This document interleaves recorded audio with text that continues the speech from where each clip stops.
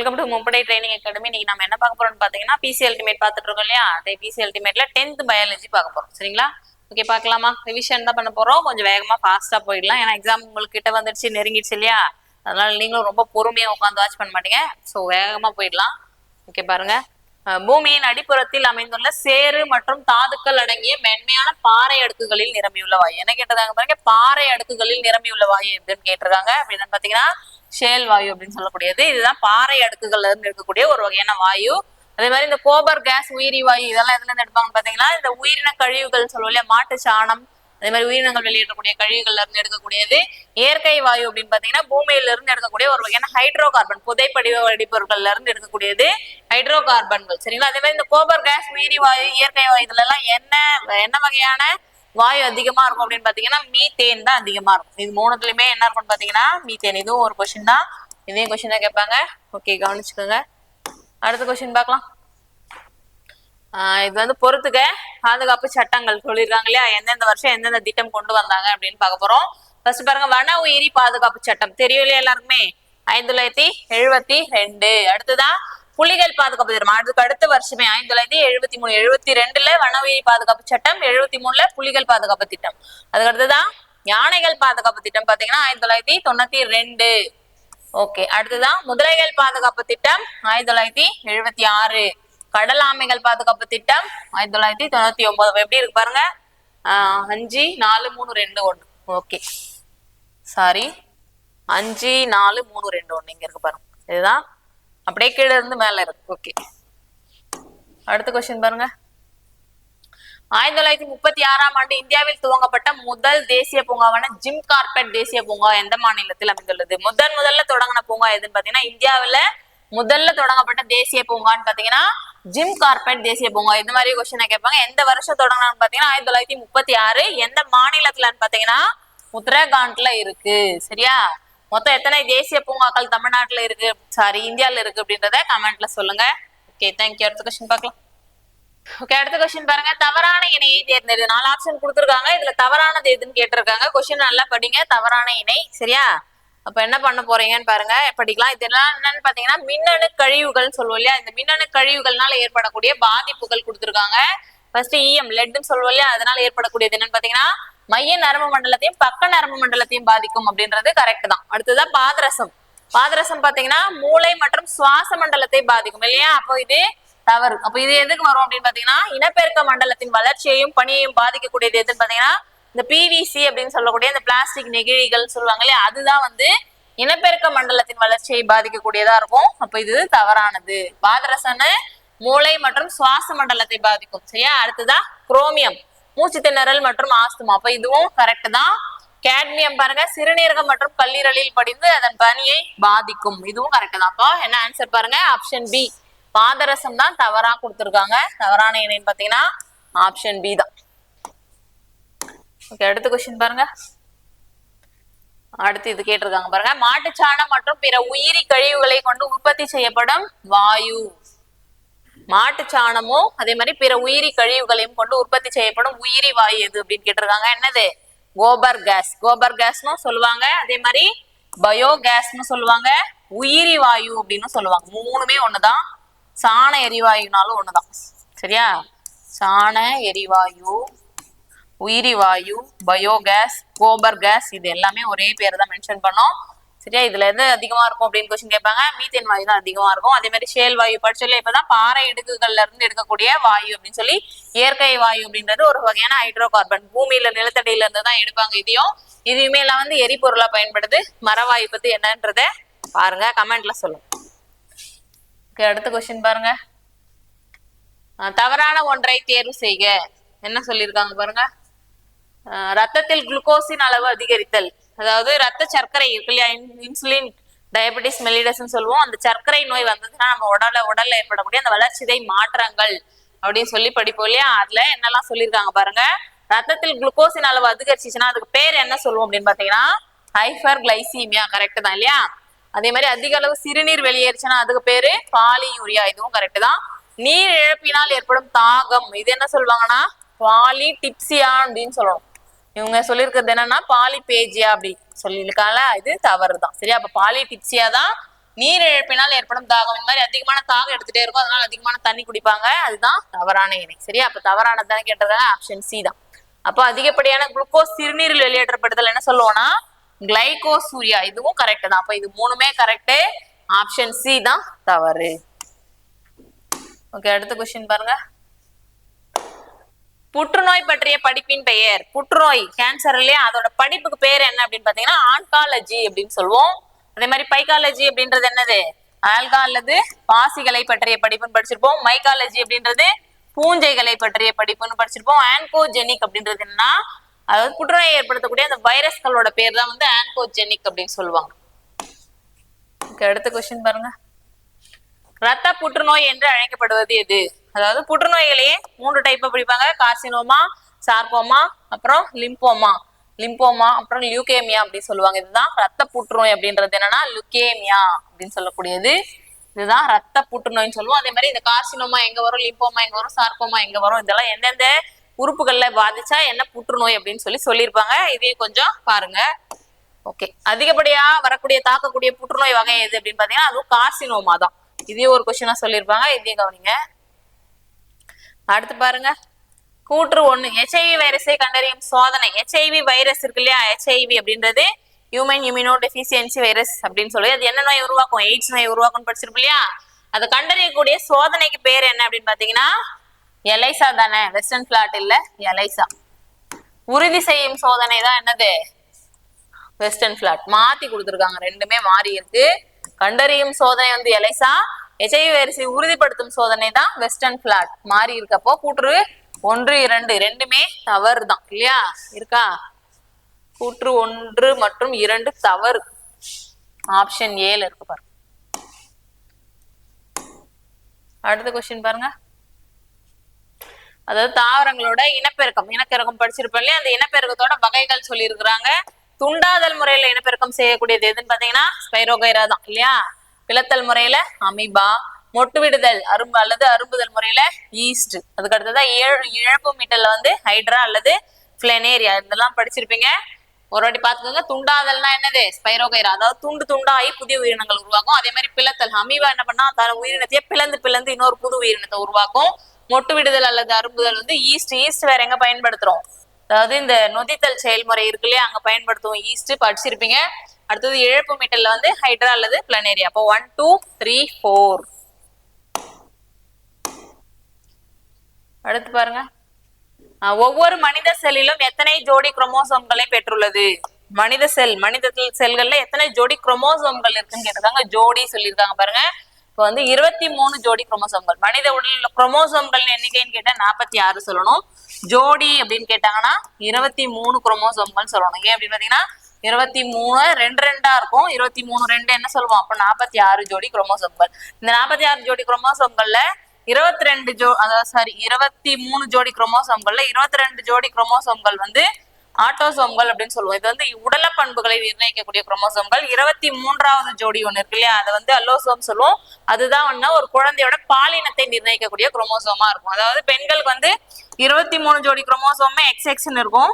ஆண்களுக்கு வந்து 23வது ஜோடி குரோமோசோம் எப்படி இருக்கும் பாத்தீங்கன்னா XY குரோமோசோமா இருக்கும். 2 ஜோடி இருக்கும். பெண்களுக்கு மொத்தமே XX தான் இருக்கும். ஆண்களுக்கும் வந்து 22 ஜோடி XX இருக்கும். 23வது ஜோடி மட்டும் XY இருக்கும்.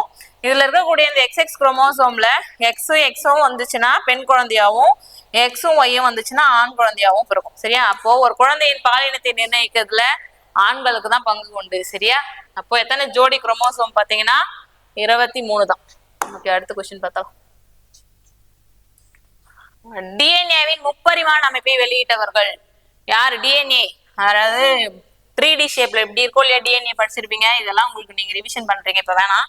சரி, அப்ப என்னன்னா வாட்சன் கிரீக் இவங்க தான் வந்து முப்பரிமாண மாதிரியை வெளியிட்டவங்க. அதே மாதிரி டிஎச் மோர்கன் யாரு? குரோமோசோம் பற்றிய ஆராய்ச்சிக்காக நோபல் பரிசு வென்றவர். வால்டேயர் யாருன்னு பாத்தீங்கன்னா குரோமோசோம் அப்படின்ற வார்த்தையை முதல்ல பயன்படுத்தினவர் வால்டேயர். சார்லஸ் டார்வின் பரிணாம கோட்பாடு வெளியிட்டிருப்பாரு இல்லையா, படிச்சுட்டு இருப்பீங்க. ஓகே, அடுத்த கொஸ்டின் பாருங்க. 21வது குரோமோசோமில் ஒரு கூடுதல் நகல் குரோமோசோம் 21வது ட்ரைசோமி நிலை அடைவதால் ஏற்படும் மரபியல் நோய் எது? அதாவது மொத்தம் 23 ஜோடி குரோமோசோம் இருக்கும்னு சொன்னோம் இல்லையா. எல்லா ஜோடியும் 23ல 22 ஜோடி XX இருக்கும். 23வது ஜோடி மட்டும் ஆண்களுக்கு மட்டும் XY இருக்கும், பெண்களுக்கு எப்படிதான் இருக்கும், XX தான் இருக்கும் இல்லையா. அப்ப 21வது ட்ரைசோமின்னு சொல்லியிருக்காங்க. அப்போ மொத்தமா XX இருக்கும். இது 1வது ஜோடி, 2வது ஜோடி, இது 3வது ஜோடி அப்படியே வரும்போது 21வது ஜோடியில மட்டும் என்ன பண்ணணும்னா XX இல்லாம இங்க இன்னொரு X வந்து சேர்ந்துட்டு இருக்கும். இதுக்கு பேர் தான் ட்ரைசோமி அப்படின்னு சொல்றாங்க. ட்ரைனா என்னன்னா 3 இல்லையா, அப்ப ட்ரைசோமி அப்படின்னு சொல்லுவோம். இந்த மாதிரி ஒரு குரோமோசோம் எக்ஸ்ட்ரா 21வது ஜோடியில சேரும் போது என்ன நோய் வரும் அப்படின்னு பாத்தீங்கன்னா டவுன் சிண்ட்ரோம் அப்படின்னு சொல்லக்கூடிய ஒரு நோய். இந்த நோய் வந்துச்சுன்னா குழந்தைங்க நார்மலான வளர்ச்சியில இருக்காது, அவங்களுக்கு வளர்ச்சி குறைபாடு இருக்கும். அதே மாதிரி எப்படி சொல்லலாம், கண் பாக்குறது, நடக்கிறது, இதுல எல்லாமே குறைபாடுகள் இருக்கும். உங்களோட மூளை வளர்ச்சி குறைபாடு இருக்கும். இதுக்கு பேர் தான் டவுன் சிண்ட்ரோம் அப்படின்னு சொல்லுவோம். ஓகே, அடுத்த கொஸ்டின் பாருங்க. அதுக்கு அடுத்ததா பாருங்க, கதிரியக்க கார்பன் கால அளவு முறையை கண்டுபிடித்தவர் யார்? கதிரியக்க கார்பன் அப்படின்னா என்ன அப்படின்னு பாத்தீங்கன்னா, அதாவது ஒரு தாவரமோ விலங்கினங்களோ அழிஞ்சிடுச்சு அப்படின்னா அது மண்ணுக்குள்ள புதையுது இல்லையா. அப்போ என்ன பண்ணணும்னா, அதாவது அழிஞ்சிடுச்சு, ஒரு விலங்கினம் அழிஞ்சிடுச்சுன்னா அப்போ அந்த உடல் கார்பன் அளவு என்ன பண்ணணும்னா அழிய தொடங்கும். அந்த மாதிரி அழிய தொடங்கும் போது அந்த அளவை வச்சு அந்த உயிரினங்கள் எவ்வளவு நாளுக்கு முன்னாடி வாழ்ந்துச்சு அப்படின்றத கண்டுபிடிப்பாங்க. அந்த பேர் தான் கதிரியக்க கார்பன் முறை அப்படின்னு சொல்லுவோம். அதை கண்டுபிடிச்சவர் யார் அப்படின்னு பாத்தீங்கன்னா WF லிபி அப்படின்னு சொல்லக்கூடியது. இதை வச்சுதான் அந்த தொல்லியல் ஆராய்ச்சிகள்லாம் பண்றாங்க. டைனோசர்லாம் இத்தனை காலத்துக்கு முன்னாடி வாழ்ந்துச்சு, இந்த தாவரம் இத்தனை காலத்துக்கு முன்னாடி வாழ்ந்துச்சுன்னு சொல்லி படிக்கிறோம் இல்லையா. இந்த கதிரியக்க கார்பன் முறையை வச்சுதான். அதே மாதிரி TH மார்கன் இப்ப படிச்சோம், மால்டேயர் குரோமோசோம் படிச்சோம், பிரான்சிஸ் கிரிக் இவர் டிஎன்ஏவோட முப்பரிமாண மாதிரியை வெளியிட்டாரு, இப்பதான் படிச்சோம் இல்லையா. ஓகே, அடுத்து பாருங்க. உலக பசுமை புரட்சியின் தந்தை டாக்டர் நார்மன் இ போர்லாக். ஆமாவா, கூற்று சரியா? சரிதான் இல்லையா. நார்மன் இ போர்லாக் உலக பசுமை புரட்சியின் தந்தை அப்படின்னு தான் சொல்லுவாங்க. அதே மாதிரி இந்திய பசுமை புரட்சியின் தந்தை நம்மாழ்வாரா? இல்ல, என்ன, MS சுவாமிநாதன். இவர் தான் இந்திய பசுமை புரட்சியின் தந்தை அப்படின்னு சொல்லுவோம். இப்ப நம்மாழ்வார் யார் அப்படின்னு பாத்தீங்கன்னா இயற்கை வேளாண் விஞ்ஞானி அப்படின்னு சொல்லுவோம். அப்போ என்னவ, கூற்று 1 சரி, கூற்று 2 தவறு இருக்கா? கூற்று 1 சரி, கூற்று 2 தவறு. ஓகே, அடுத்த கொஸ்டின் பாருங்க. நவீன உடற்செயலியலின் தந்தை. நவீன உடற்செயலியலின் தந்தைன்னு யார் சொல்லுவோம்னு பாத்தீங்கன்னா வில்லியம் ஹார்வி. ஏன் அப்படி சொல்றோம் அப்படின்னு பாத்தீங்கன்னா இந்த ரத்த ஓட்ட மண்டலம் இருக்கு இல்லையா, அந்த ரத்த ஓட்ட மண்டலத்தையே கண்டுபிடிச்சாரு. அதே மாதிரி மூடிய ரத்த ஓட்டை மண்டலத்தை கண்டுபிடிச்சவரு. அதே மாதிரி திறந்த வகை ரத்த ஓட்ட மண்டலம் அப்படின்னு சொல்லி ஒரு சில விலங்கினங்களுக்கெல்லாம் இருக்கு. இப்ப இந்த மூடிய வகை ரத்த ஓட்ட மண்டலம் எக்ஸாம்பிளுக்கு நம்ம எடுத்துக்கலாம். திறந்த வகை ரத்த ஓட்ட மண்டலத்துக்கு கணுக்காலிகள் எக்ஸாம்பிளா எடுத்துக்கலாம். இதோட உடல்ல திறந்த வகை ரத்த சுற்றோட்ட மண்டலம் இருக்கும். இந்த முதுகெலும்பிகளுக்கெல்லாம் மூடிய வகை ரத்த சுற்றோட்ட மண்டலம் இருக்கும். இதை கண்டுபிடிச்சவர் யாருன்னா அதான் வில்லியம் ஹார்வி. இதனாலதான் இவர் நவீன உடற்செயலியலின் தந்தை அப்படின்னு சொல்றோம். அதே மாதிரி கார்ல் லான்ஸ்டீனர் யாரு அப்படின்னு பாத்தீங்கன்னா ரத்த வகைகள் இருக்கு இல்லையா, ABO, இதை கண்டுபிடிச்சவரு கார்ல் லான்ஸ்டீனர். வாட்சன் கிரீக் டிஎன்ஏவோட முப்பரிமாண மாதிரி கண்டுபிடிச்சாங்க சொன்னோம். சார்லஸ் டார்வின் யாரு? சிற்றினங்களின் தோற்றம் அப்படின்ற ஒரு நூலை எழுதியிருக்காரு. பரிணாம கோட்பாடு வெளியிட்டவரும் சார்லஸ் டார்வின் தான். அடுத்து பாருங்க, இதயத்தின் பேஸ் மேக்கராக செயல்படுவது எது அப்படின்னு கேட்டிருக்காங்க. இதயத்தோட பேஸ் மேக்கர் அது எதுன்னு பாத்தீங்கன்னா SA கணு அப்படின்னு சொல்லக்கூடிய ஒரு வகை கணு. இது என்ன பண்ணுதுன்னு பாத்தீங்கன்னா இதய தசைகளோட செயல்பாட்டை அதாவது இதய தசைகளின் செயல்பாட்டை அதிகரிக்கக்கூடியதா இருக்கும். அதனாலதான் இது இதயத்தின் பேஸ் மேக்கர் அப்படின்னு சொல்றோம். அதே மாதிரி AV கணு, இது என்ன சொல்லுவாங்கன்னு பாத்தீங்கன்னா இஸ்கட்ரை அப்படின்னு சொல்லுவோம். இஸ் அப்படின்றவரு கண்டுபிடிச்சதுனால இது பேரு இஸ்கட்ரைன்னு சொல்லியிருப்போம். ஓகே, அடுத்த கொஸ்டின் பாருங்க. ஒரு ஆரோக்கியமான மனித உடலில் ஓய்வாக உள்ள நிலையில் சிஸ்டோலிக் மற்றும் டயஸ்டோலிக் அழுத்தத்தின் அளவு, அதாவது BP அப்படின்னு சொல்றோம் இல்லையா, பிளட் பிரஷர் அப்படின்னு சொல்லுவோம். இது என்னன்னா நம்மளோட இதயம் சுருங்கி விரியுது இல்லையா, அதோட அளவை தான் பிளட் பிரஷர் அப்படின்னு சொல்லி கண்டுபிடிக்கிறோம். சரியா? இது என்னன்னா சிஸ்டோலிக் அப்படின்னா என்னன்னா சுருங்கிறது, டயஸ்டோலிக்னா விரியும் போது. இந்த ரத்தம் அதாவது இதயம் சுருங்கி விரியும் போது ரத்தத்தை பம்ப் பண்ணுது இல்லையா, அதோட பிரஷர் எவ்வளவு இருக்குது அப்படின்னு கண்டுபிடிக்கிறது. அது என்ன அழுத்தம் ஆரோக்கியமா இருக்கக்கூடியவங்களுக்கு எவ்வளவு இருக்கணும் அப்படின்னு பாத்தீங்கன்னா 120 mm/Hg divided by 80 mm/Hg. அதாவது சிஸ்டோலிக் 120 இருக்கணும், டயஸ்டோலிக் 80 இருக்கணும். இது நமக்கு பிபி செக் பண்ணும் போதே கூட சொல்லுவாங்க, எழுதுவாங்க. அதை கவனிச்சு பாத்தீங்கன்னா தெரியும். ஓகே, அடுத்த கொஸ்டின் பாருங்க. கீழ் உள்ளவற்றில் எது நாளமுள்ள மற்றும் நாளமில்லா சுரப்பியாக செயல்படுகிறது? அதாவது நாளமுள்ள சுரப்பியாகவும் இருக்கும், நாளமில்லா சுரப்பியாக. இது ஒரு ஸ்பெஷல் கொஸ்டின், இது எப்பவுமே கேட்பாங்க. சரி, அப்ப நாளமுள்ள சுரப்பி நாளமில்லா சுரப்பியா ரெண்டுமே எதுன்னு பாத்தீங்கன்னா கணையம், பேன்கிரியாஸ் அப்படின்னு சொல்லக்கூடிய அந்த கணையம். இது என்ன பண்ணுதுன்னா நாளமுள்ள சுரப்பியாக கணைய நீரை சுரந்து உணவு செரிமானத்துக்கு பயன்படும். அதே மாதிரி நாளமில்லா சுரப்பியாக என்ன பண்ணும்னா இந்த லங்கர்ஹான் திட்டுக்கள் அப்படின்னு சொல்லக்கூடிய கணையத்துல இருக்கக்கூடிய ஒரு பகுதி, அந்த இடத்துல வந்து ஆல்பா செல்கள் பீட்டா செல்கள் இருக்கும். இதுல இருக்கக்கூடிய இந்த பீட்டா செல்கள் தான் வந்து என்ன பண்ணும்னா இன்சுலின் ஹார்மோனை உற்பத்தி செய்யக்கூடியதா இருக்கும். அதுல குறைவுபடுறதுதான் வந்து டயபெட்டிஸ் மெலிடஸ் நீரிழிவு நோய் அப்படின்னு சொல்லுவோம். அப்போ நாளமுள்ள சுரப்பியாகவும் நாளமில்லா சுரப்பியாகவும் இது கேட்டா கணையம் தான் சொல்லணும். அதே மாதிரி கல்லீரல் வந்து மிகப்பெரிய மனித செல் மிகப்பெரிய செரிமான சுரப்பின்னு சொல்லுவோம். அதே மாதிரி பித்த நீரை உற்பத்தி செய்யக்கூடியது. சிறுநீரகம் வந்து கழிவு நீக்க உறுப்புன்னு சொல்லுவோம். நுரையீரல் வந்து சுவாச உறுப்பு. அடுத்து பாருங்க, உயிர் காக்கும் ஹார்மோன் பொறுத்துக்க கேட்டிருக்காங்க. ஹார்மோன்கள் பத்தி சொல்லியிருக்காங்க. உயிர் காக்கும் ஹார்மோன் எது சொல்லுவோம் அப்படின்னு பாத்தீங்கன்னா கார்டிசோல். அதாவது அட்ரினல் ஹார்மோன்லயே வரக்கூடியதுதான். அட்ரினல்ல ஒரு டைப் ஆஃப் ஹார்மோன் தான் கார்டிசோல். பறக்கும் ஹார்மோன் எதுன்னு பாத்தீங்கன்னா அட்ரினலின். அடுத்ததான் ஆளுமை ஹார்மோன் பாத்தீங்கன்னா தைராய்டு. காலத்தூதுவர் பீனியல் சுரப்பி, டை மெசஞ்சர்னு சொல்லுவாங்க. சரியா, இதெல்லாம் நீங்க படிச்சுட்டு இருப்பீங்க, சும்மா ரிவைஷன் பண்ணிட்டு போயிடலாம். உயிர் காக்கும் ஹார்மோன்னா கார்டிசோல் இல்லையா 2, பறக்கும் ஹார்மோன் அட்ரினலின் 4, 2, 4, 3, 1. ஆப்ஷன் சி இருக்கு பாருங்க. ஓகே, அடுத்த கொஸ்டின் பாருங்க. மனிதனின் இதயம் எந்த தசையினால் ஆனது? தசைகள் 3 வகைப்படும் சொல்லி படிச்சிருப்போம் இல்லையா, வரி தசை, வரியற்ற தசை மற்றும் இதய தசை அப்படின்னு சொல்லி. அதுலதான் இதய தசைன்றதுதான் கார்டியாக் தசை அப்படின்னு சொல்லுவோம். இதயத்துக்கு மட்டுமே இருக்கக்கூடிய ஒரு வகையான ஸ்பெஷல் தசை, அதுதான் வந்து கார்டியாக் தசை, இதய தசைன்னு சொல்லக்கூடியது. அதே மாதிரி வரி தசை எந்தெந்த உறுப்புகளுக்கெல்லாம் எங்கெல்லாம் வரும்? வரி தசைன்னு பாத்தீங்கன்னா எலும்புகளுக்கு வரக்கூடியதா இருக்கும். அதே மாதிரி வரியற்ற தசை மென்மையான தசை எங்கெல்லாம் இருக்கும் பாத்தீங்கன்னா இந்த மூக்கு, நுரையீரல் இங்கெல்லாம் இருக்கக்கூடியதா இருக்கும். இந்த மாதிரி இதையும் படிங்க. சரியா, ஓகே. அதே மாதிரி இதயத்தை சூழ்ந்துள்ள ஒரு திரவம், அதுக்கு பேர் என்ன? இதயத்தை சூழ்ந்துள்ள உறை, அதுக்கு பேர் என்ன அப்படின்றத கமெண்ட்ல சொல்லுங்க. ஓகே, அடுத்த கொஸ்டின் பார்க்கலாம்.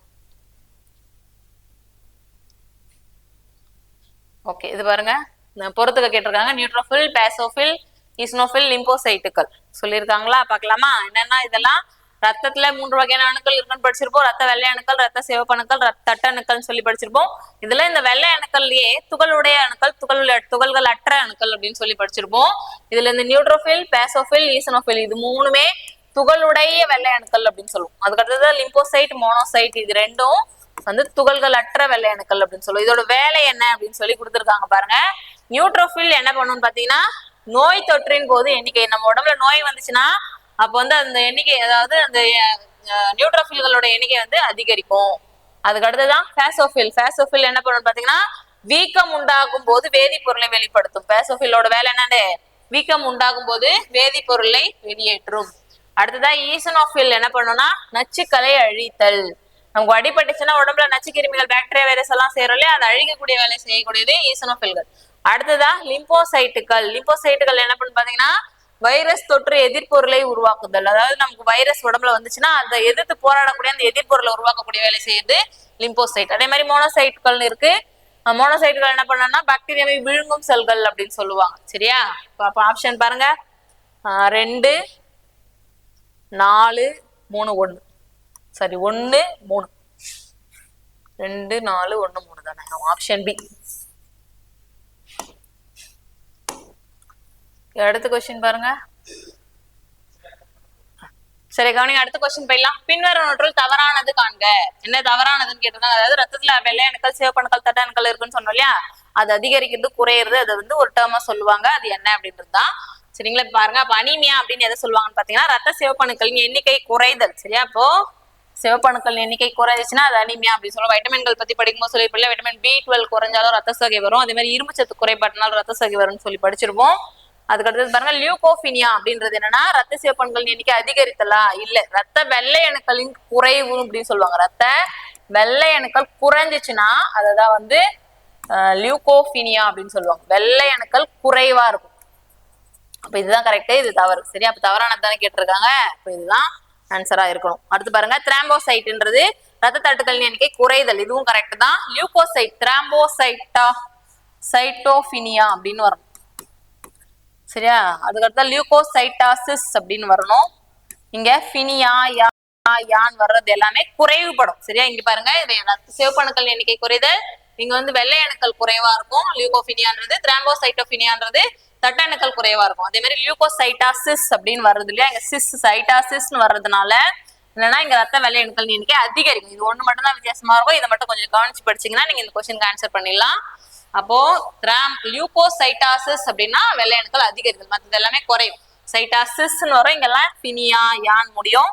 இதை வச்சு நீங்க கவனிச்சுக்கலாம். ஓகே, அடுத்த கொஸ்டின் பாருங்க. பின்வருவனவற்றில் சரியானது காண்க. சரியானது கேட்டிருக்காங்க, சரியா பார்த்தது தவறானது. இப்ப இந்த கொஸ்டின் என்னன்னா சரியானது கேட்டிருக்காங்க. இரு அறைகள் எதுக்கு இருக்கும் அப்படின்னு பாத்தீங்கன்னா எதுக்கு இருக்கும், இருவாழ்விகளா. இதே அறைகள் கேட்டிருக்காங்க. 2 அறைகள் எதுக்கு இருக்கும்னா இருவாழ்விகளுக்கா இல்ல, மீன்கள் இதுக்கெல்லாம் தான் இரு அறைகள் இருக்கும். சரியா, அதே மாதிரி 4 அறைகள் முழுமையுறா 4 அறைகள் வந்து ஊர்வனக்கு எல்லாமே முழுமையுறா 4 அறைகள் இருக்கும். இதுல எக்ஸெப்ஷனா crocodile அப்படின்றது வந்து ஊர்வன வகுப்பை சேர்ந்தது தான். ஆனா அதுக்கு மட்டும் எத்தனை அறைகள் இருக்கும்னு பாத்தீங்கன்னா 4 அறைகள் இருக்கும். முதலைக்கு மட்டும் 4 அறைகள் இருக்கும். அது ஒண்ணு மட்டும் எக்ஸெப்ஷனா கொடுத்திருப்பாங்க. அதாவது ஊர்வனக்கு எல்லாமே முழுமையுறா 3 அறைகள், அதாவது இந்த இதே அறைகள் வந்து முழுமையா பிரிக்கப்படாம இருக்கும்.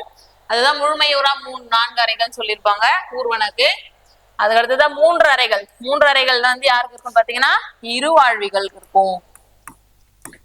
பாம்பு எல்லாமே எதுல வரும், ஊர்வன குரூப்ல தான் வரும் இல்லையா, அப்ப பாம்பு எல்லாம் ஊர்வன தான். இப்ப 4 அறைகள் எதுக்கெல்லாம் இருக்குன்னு பாத்தீங்கன்னா பறவைகள், பாலூட்டிகள்.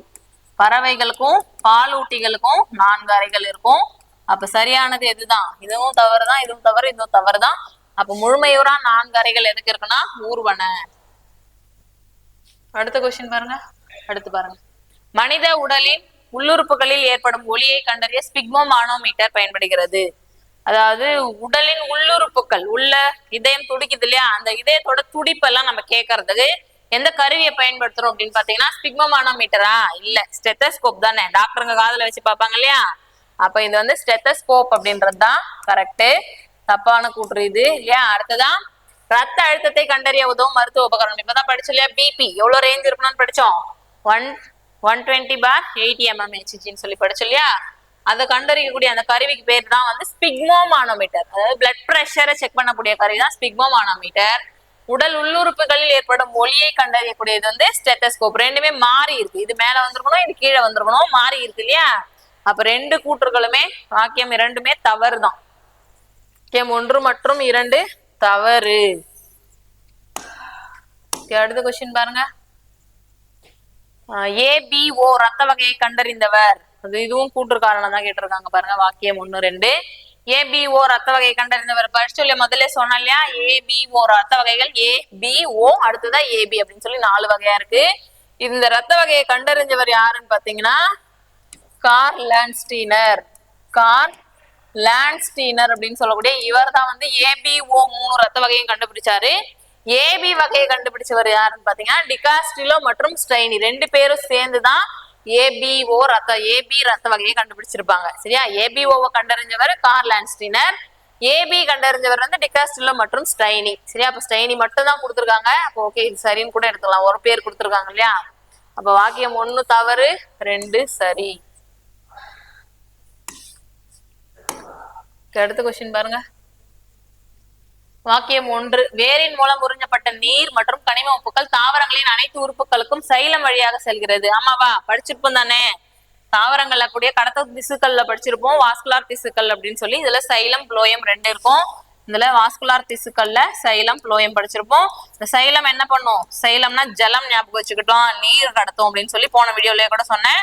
அடுத்ததா புளோயம்னா ஃபுட்டு ஞாபகம் வச்சுக்கோங்க, உணவை கடத்தும் அப்படின்னு சொல்லி சொன்னேன். சரியா, அப்போ கரெக்டா பாருங்க, நீர் மற்றும் கனிம உப்புக்களை கடத்தும் வேலை வந்து சைலம் வழியாக செல்கிறது. இலைகள் தயாரித்த உணவுப் பொருள் தாவர உடலின் அனைத்து பகுதிகளுக்கும் புளோயம் வழியாக கடத்தப்படுகிறது. அப்ப 2 கூற்றுகளுமே சரிதான் இல்லையா. இது உணவுப் பொருளை கடத்தக்கூடியது புளோயம் தான், நீரை கடத்தக்கூடியது சைலம் தான். அப்ப கூற்று வாக்கியம் 1 மற்றும் 2 சரி. அடுத்து பாருங்க, பின்வருவனவற்றுள் எது சேமிப்பு வேர்களுக்கு எடுத்துக்காட்டு அல்ல. சேமிப்பு வேர்களுக்கு எடுத்துக்காட்டு அல்ல அப்படின்னு கேட்டிருக்காங்க, அல்லன்னு கேட்டிருக்காங்க பாருங்க. வேர்களுக்கு எடுத்துக்காட்டு, அதாவது நம்ம உண்ணக்கூடிய அந்த தாவர பகுதி வேர்லயே உணவை சேமிச்சு அதுதான் நம்ம உண்ணக்கூடிய தாவர பகுதியா மாறி இருக்கும். அப்படி பாத்தீங்கன்னா இந்த முள்ளங்கியும் வேர்ல உணவு சேமிக்கும், கேரட்டும் வேர்ல உணவு சேமிக்கும், பீட்ரூட்டும் சேமிக்கும். உருளைக்கிழங்கு அப்படின்றது அதுவும் மண்ணு கீழே தான் வளரும், வேர்ல உணவு சேமிக்கும்னா அது வந்து வேர் பகுதியில, அது தண்டு பகுதி. சரியா, உருளைக்கிழங்குன்றது தண்டு. அதே மாதிரி இஞ்சி மஞ்சள் இதெல்லாமும் தண்டில் உணவு சேமிக்கக்கூடிய தாவரங்கள். இதையும் கொஞ்சம் கவனிச்சு படிங்க. ஓகே, அடுத்த கொஸ்டின் பாருங்க. பின்வரும் எந்த தாவர ஹார்மோன் வளர்ச்சி அடக்கி அப்படின்னு சொல்றாங்க? வளர்ச்சி அடக்கி அப்படின்னு சொல்லி எதை சொல்றோம்னு பாத்தீங்கன்னா அப்சசிக் அமிலம். இததான் வந்து வளர்ச்சி அடக்கி அப்படின்னு சொல்லுவோம். தாவர ஹார்மோன்கள 5 வகை இருக்கு இல்லையா? Auxin, gibberellin, cytokinin. அது மூணுமே என்னன்னு பாத்தீங்கன்னா தாவரத்தோட வளர்ச்சியை அதிகரிக்கக்கூடிய ஹார்மோன்கள். அதே மாதிரி எத்திலின், அப்சிசிக் அமிலம், இது ரெண்டு இருக்குல்ல, இது வந்து தாவரங்களோட வளர்ச்சியை தடை செய்யக்கூடிய ஹார்மோன்கள் சொல்லி படிச்சிருப்போம். அதோட ஒன்னொன்னுக்கு ஒரு ஸ்பெஷல் கொடுத்துருப்பாங்க, பாருங்க.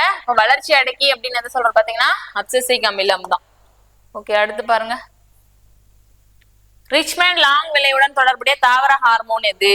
அதாவது ரிச்மண்ட் லாங் விளைவு அப்படின்றது என்னன்னு பாத்தீங்கன்னா தாவரங்கள் முதுமை அடைவதை தாமதப்படுத்தக்கூடியது தான் ரிச்மண்ட் லாங் விளைவு அப்படின்னு சொல்லுவாங்க. அது செய்யக்கூடியது எதுன்னு பாத்தீங்கன்னா சைட்டோகைனின் அப்படின்னு சொல்லக்கூடிய இந்த ஹார்மோன் தான். இதுதான் வந்து ரிச்மண்ட் லாங் விளைவுடன் தொடர்புடைய ஹார்மோன். வேற என்ன பண்ணுது இது அப்படின்னு பாத்தீங்கன்னா அதாவது இந்த இளநீர்ல அதிகமா இருக்கக்கூடியது. அதே மாதிரி ஹெர்ரிங் மீனோட விந்து செல்ல இருந்து பிரிச்சு எடுக்கிற ஹார்மோன் அப்படின்னு சொல்லுவாங்க சைட்டோகைனின். இதோட ஒர்க் இதெல்லாம் இருக்கும். அதே மாதிரி எத்திலின் வந்து பழங்களை பழுக்க வைக்கிறதுக்காக, பழங்களை பழுக்க வைக்கிறதுக்கு பயன்படும் வாயு நிலை ஹார்மோன் சொல்லுவோம். ஆக்சின் வந்து தாவரங்கள் வளர்ச்சியை நுனி ஆதிக்கத்தை ஏற்படுத்தக்கூடியது. ஜிப்ரலின்கள் இதோட வேலை என்ன அப்படின்றத நீங்க கமெண்ட்ல சொல்லுங்க.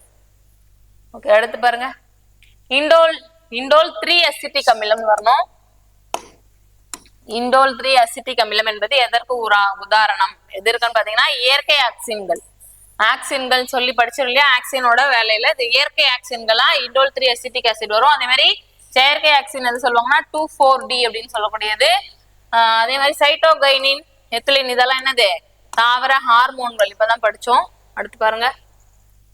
கருவுறுதலுக்கு பின் டேஷ் பகுதி விதையாக மாறும். கருவுறுதலுக்கு பின் என்ன பகுதி விதையாக மாறும் அப்படின்னு பாத்தீங்கன்னா சூல் பகுதி தான் வந்து விதையா மாறும். சூல் இருக்கு இல்லையா? அதுதான் வந்து விதையா மாறும். அதே மாதிரி சூல் பை என்னவா மாறும் பாத்தீங்கன்னா கனியாக மாறும். அடுத்து பாருங்க. மெனிஞ்சைட்டிஸ் என்பது மூளை வரைகளில் ஏற்படும் வீக்கம். வைரஸ் மற்றும் பாக்டீரியாக்களின் நோய் தொற்று காரணமாக ஏற்படுகிறது. மெனிஞ்சைட்டிஸ் அப்படின்றது என்னன்னு பாத்தீங்கன்னா அதாவது மெனிஞ்சஸ் அப்படின்னா என்ன? மூளை விரைகள் அப்படின்னு சொல்லுவோம். மெனிஞ்சைட்டிஸ் அப்படின்னா என்னன்னா மூளை விரைகள்ல ஏற்படக்கூடாது, மூளை சுத்தி இருக்கக்கூடிய அந்த உரைகள்ல ஏற்படக்கூடிய வீக்கம். இது எதால ஏற்படும் பாத்தீங்கன்னா வைரஸ் மற்றும் பாக்டீரியாவால் தான் ஏற்படும். அப்போ ரெண்டு கூற்றுகளுமே சரிதான். மெனிஞ்சைட்டிஸ் என்பது மூளை விரைகளில் ஏற்படும் வீக்கம், வைரஸ் மற்றும் பாக்டீரியாக்களின் நோய் தொற்று காரணமாக ஏற்படுகிறது. ரெண்டுமே கரெக்ட் தான். வாக்கியம் 1 மற்றும் 2 சரி. அடுத்து பாருங்க. ஓகே, ஃபர்ஸ்ட் பாருங்க. தலாமஸ் என்ன பண்ணணும் பாத்தீங்கன்னா உணர்வு மற்றும் இயக்க தூண்டல்களை கடத்தக்கூடியதா இருக்கும். அடுத்ததா பான்ஸ் பாத்தீங்கன்னா உறக்கம் மற்றும் சுவாசத்தை கட்டுப்படுத்தக்கூடியது. முகுலம் வாந்தி உணர்வு, வாந்தி எடுத்தல். அதே மாதிரி வேற என்ன சொல்லலாம்? சரி, வாந்தி உணர்வை கட்டுப்படுத்தக்கூடியதா இருக்கும். ஹைப்போதலாமஸ் வந்து வியர்வை. இதுதான் ஆன்சர். பார்க்கலாமா? அப்ப தலாமஸ் உணர்வு மற்றும் இயக்க தூண்டல், பான்ஸ் வந்து உறக்க நிலை, முகுலம் வாந்தி உணர்வை கட்டுப்படுத்துதல், ஹைப்போதலாமஸ் வியர்வை. 3, 4, 1, 2. அடுத்து பாருங்க. மூளையில் உண்டாகக்கூடிய மின் அதிர்வுகளை பதிவு செய்யும் கருவி. மூளையில உண்டாகக்கூடிய மின் அதிர்வுகளை பதிவு செய்யக்கூடிய கருவிக்கு பேர் என்ன பாத்தீங்கன்னா EEG, எலக்ட்ரோ என்செஃபலோகிராம் அப்படின்னு சொல்லுவாங்க. Electro encephalogram. இது என்ன பண்ணுவாங்கன்னா இந்த மின் அதிர்வுகளை மூளைக்கு செலுத்தி அது மூலயமா வந்து ஒரு வரைபடம் மாதிரி எடுப்பாங்க. இது மூலயமா மூளைகள்ல கட்டி இருக்குதா, வீக்கம் இருக்குதா, ஏதாச்சும் அடிப்பட்டு காயம் ஏற்பட்டு வலி இருக்குதா அப்படின்றத கண்டுபிடிக்கிறதுக்காக எடுக்கக்கூடியதுதான் EEG அப்படின்னு சொல்லுவோம். அதே மாதிரி ECG எதுக்கு எடுப்பாங்கன்னு பாத்தீங்கன்னா இதயத்துல அதாவது இதயத்துல மின் அதிர்வுகளை செலுத்தி அது மூலயமா ஒரு படம் மாதிரி எடுப்பாங்க. இதய துடிப்பு சீரா இருக்குதா, இதயத்துல ஏதாச்சும் அடைப்பு இருக்குதா அப்படின்னு கண்டுபிடிக்கிறதுக்காக இந்த ECG எடுப்பாங்க. ஓகே, அடுத்து பாருங்க. உடலின் அனிச்சை செயல்களை கட்டுப்படுத்துவது எது? அனிச்சை செயல்னா என்ன அப்படின்னு பாத்தீங்கன்னா அதாவது எல்லா கட்டளைகளும் நம்மளோட மூளைக்கு போய் தான் அது செயல்படும் இல்லையா? ஆனா அனிச்சை செயல்கள்னா என்னன்னா மூளைக்கே போகாது, தண்டுவடத்தோட உதவியினாலே வந்து அந்த வேலைகள்லாம் செய்யக்கூடியதா இருக்கும். என்னெல்லாம் பாத்தீங்கன்னா இப்போ யாராச்சும் நம்ம அடிக்க வராங்க அப்படின்னா டக்குன்னு கண்ணை மூடுவோம். அதே மாதிரி இரும்புறது, தும்புறது, கொட்டாவி விடுறது, இதெல்லாம் வந்து நமக்கு மூளை கட்டளை கொடுத்து செய்யல, தண்டுவடத்தோட கட்டளையோடவே செய்வோம். அதுதான் அனிச்சை செயல்களை கட்டுப்படுத்தக்கூடிய மையமா எதுன்னு பாத்தீங்கன்னா தண்டுவடம் தான் இருக்கும். அடுத்து பாருங்க. WBC ரத்த வெள்ளை அணுக்களில் விழுங்கும் செல்கள் எனப்படுவது. இது கூட சொல்லிட்டேன்னு நினைக்கிறேன் இல்லையா? விழுங்கும் செல்கள் எதை சொல்லணும் பாத்தீங்கன்னா மோனோசைட்டுகள். வெள்ளை அணுக்கள்ல துகளோடையது துகளற்றதுன்னு சொல்லி படிச்சோம் இல்லையா? அதுல இருக்கக்கூடிய இந்த மோனோசைட்டுகள் தான் வந்து பாக்டீரியாக்களை விழுங்கும் செல்கள். நமக்கு ஏதாச்சும் அடிப்படுது, காயம் ஏற்படுது, இல்ல உடம்புல பாக்டீரியாக்கள்லாம் வருதுன்னா அந்த பாக்டீரியாக்களை விழுங்கும் செல்களா எது இருக்குன்னு பாத்தீங்கன்னா மோனோசைட்டுகள். அதே மாதிரி வெள்ளை அணுக்கள்லயே மிகப்பெரியது எதுன்னு பாத்தீங்கன்னா இந்த மோனோசைட்டுகள் தான். இது வந்து துகள் அற்றது. அதே மாதிரி லிம்போசைட்டுகள் படிச்சோம் இல்லையா, லிம்போசைட்டுகள் என்னன்னு பண்ணா பாக்டீரியாக்களுக்கான எதிர்ப்பொருளை உண்டாக்கக்கூடியதா இருக்கும். ஓகே, அடுத்து பாருங்க, தாவரங்களில் இருக்க நிலை ஹார்மோன். இப்பதான் சொன்னோம் இல்லையா, இப்பதான் வந்துச்சு, இதே கொஸ்டின் திருப்பி வருது. அப்சிசிக் அமிலம், இதுதான் வந்து இருக்க நிலை ஹார்மோன் அப்படின்னு சொல்லுவோம். அதே மாதிரி இலைத்துளையை மூட செய்யக்கூடியது எதுன்னு பாத்தீங்கன்னா அப்சிசிக் அமிலம் தான். எத்திலின் வந்து வாயு நிலை ஹார்மோன் சொல்லுவோம். சைட்டோகைன் வந்து இளநீர்ல இருந்து பிரிச்சு எடுக்கக்கூடிய ஒரு ஹார்மோன். ஜிப்ரலின் வந்து தாவரங்களின் வளர்ச்சியை அதிகரிக்கக்கூடியதா இருக்கும். அடுத்த கொஸ்டின் பாருங்க, இந்திய தொல் தாவரவியலின் தந்தை எனப்படுபவர். இந்திய தொல் தாவரவியலின் தந்தை கொஸ்டின் கேட்டிருக்காங்க. யாருன்னு பாத்தீங்கன்னா பீர்பால் சஹானி. இவர் தான் வந்து இந்திய தொல் தாவரவியலின் தந்தை. அதுக்கடுத்து காஸ்பர் மரியா வான் ஸ்டெம்பர்க் அப்படின்றவர் யாருன்னா தொல் தாவரவியலின் தந்தை அப்படின்னு சொல்லுவோம். ஜெனரலா தொல் தாவரவியலின் தந்தைன்னு கேட்டா இவர் தான் சொல்லணும், காஸ்பர் மரியா வான் ஸ்டெம்பர்க் அப்படின்னு சொல்லணும். இந்திய தொல் தாவரவியலின் தந்தைன்னு கேட்டதான் பீர்பால் சஹானின்னு சொல்லணும். அதுக்கப்புறம் இவர் யார், WF லிபி சொன்னோம் இல்லையா, யார் சொன்னோம், கதிரியக்க கார்பன் வயது கணிப்பு முறையை கண்டுபிடிச்சதுதான் ஒபாரின் மற்றும் ஹால்டன். இவன் யாருன்னா உயிரினங்களின் வேதி பரிமாணம் அப்படின்னு சொல்லக்கூடிய உயிரினங்கள் எப்படி தோன்றுச்சு, வேதியியல் முறைப்படி எப்படி தோன்றுச்சு அப்படின்னு சொல்லி கண்டுபிடிச்சவங்க இவர் தான். ஓகேவா, அடுத்து பார்க்கலாம். அடுத்து பாருங்க, உயிர் காக்கும் ஹார்மோன்கள் என்பவை. உயிர் காக்கும் ஹார்மோன் இப்பதான் ஒரு மேட்ச்ல பார்த்துட்டு வந்தோம் இல்லையா, கார்டிசோல். இது ஏன் அப்படின்னு பாத்தீங்கன்னா நமக்கு சட்டுன்னு இதயம் துடிக்கும், வேகமா துடிக்குது இல்லையா, அதை வந்து கண்ட்ரோல் பண்ணக்கூடியதா இருக்கும். அதனாலதான் உயிர் காக்கும் ஹார்மோன் அப்படின்னு சொல்லுவோம். அட்ரினல்லே நார் அட்ரினலின் அட்ரினல்லே 2 டைப்ஸ் இருக்கும், அட்ரினல் கார்டெக்ஸ், அட்ரினல் மெடுலா அப்படின்னு சொல்லி. அதுல வரக்கூடிய ஒரு டைப்ஸ் தான் வந்து பாத்தீங்கன்னா கார்டிசோல் ஹார்மோன். இது வந்து உயிர் காக்கும் ஹார்மோன் அப்படின்னு சொல்லுவோம். அதாவது இதே துடிப்பு விதத்தை எல்லாம் கட்டுப்படுத்துறதாவும் சுவாச விதத்தை கட்டுப்படுத்தக்கூடியதாகவும் இருக்கும்.